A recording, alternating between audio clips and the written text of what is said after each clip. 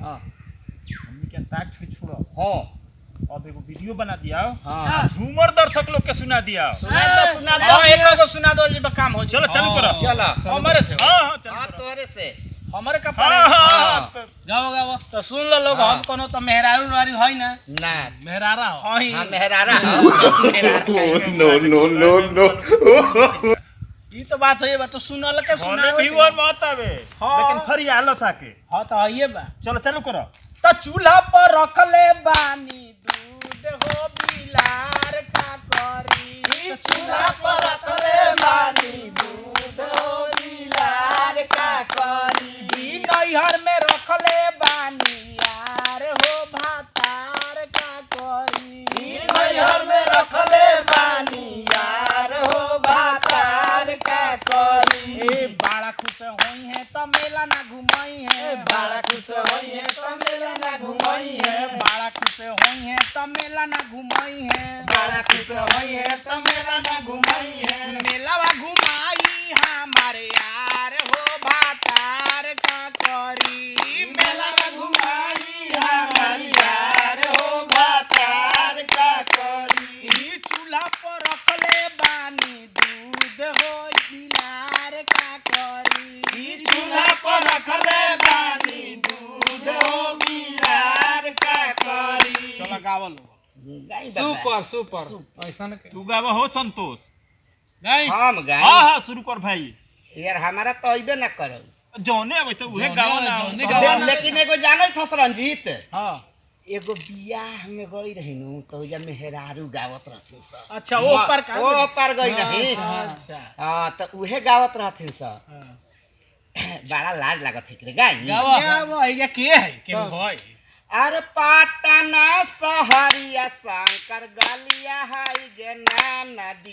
अरे पाटना सहरिया शंकर गलिया हाई गे ना नदी। ये पाटना सहरिया शंकर गलिया हाई गे ना नदी। ए पाटना सहरिया शंकर गलिया हाई गे ना नदी।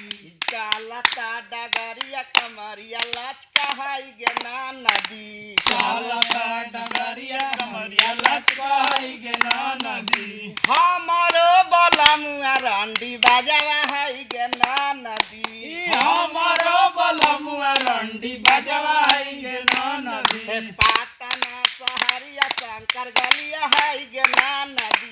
पाटना सहरिया शंकर गलिया हाई गे ना नदी। अब बबुआ गावा। हां तब कितना बढ़िया गइला कहत कि ना यार। तो हम सुना रहे पटने जिला नु। ओहो साली सरज गावे के सुन ले भाई। अशोक तन तू एगो छोड़ा दे तो। हम ही सुना दे दर्शक के आज। गाओ हमारो तो बड़ी लाज लागत मत गाओ। हमारा तो याद नहीं है काय गाई हो। कुछो गावा सुनावा दर्शक लोग के। ओखनी फौकत रहा अब चल गला भीतरे सब। तनी मनी गाई हां तनिए मने गाव मत। कहता के पूरा गाय। तो पीछे से कोई बालक नो। हां हां एकदम गायब जा। अरे कौन गलती भइल पहिला भेंट में। अरे कौन गलती भइल पहिला भेंट में। राजा जी दर्द होता पेट में। कौन गलती भइल पहिला भेंट में।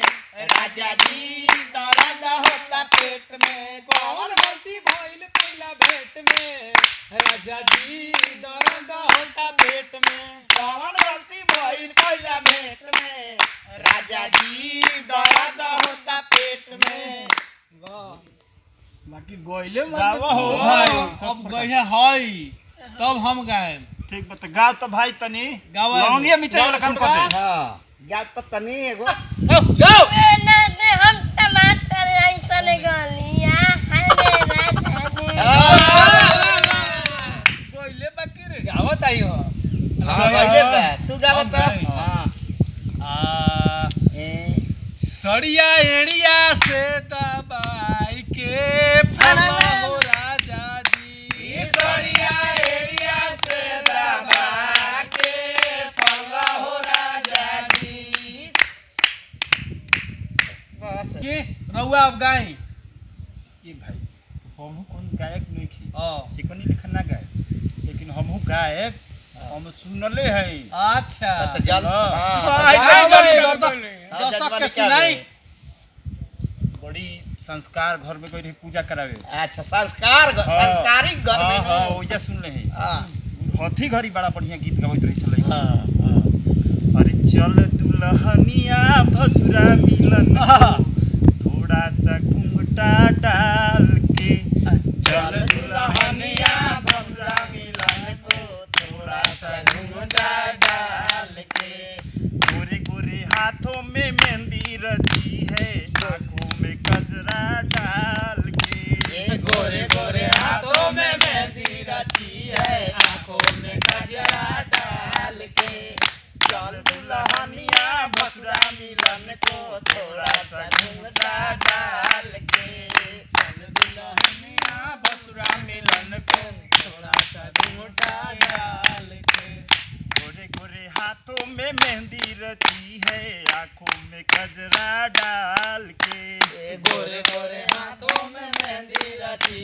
है आंखों में गजरा डाल के आयो बेकरल बेसी हमरा याद ना बा। हां गीतवा ना पंडित जी के गावत हथिन सो कौन बनल एथी के सामान रखा है एथी में जाता जी दा जाए दे याद हो लोग का ना भाई हमारा को तो याद है गा याद हो तो गा तो गावला तो सनानु कोई सुनने के नहीं चला। अच्छा तो वो तेज रहल सिन तब हां पूर्वक ना ज्यादा रहे ना तो पले रहे हां तो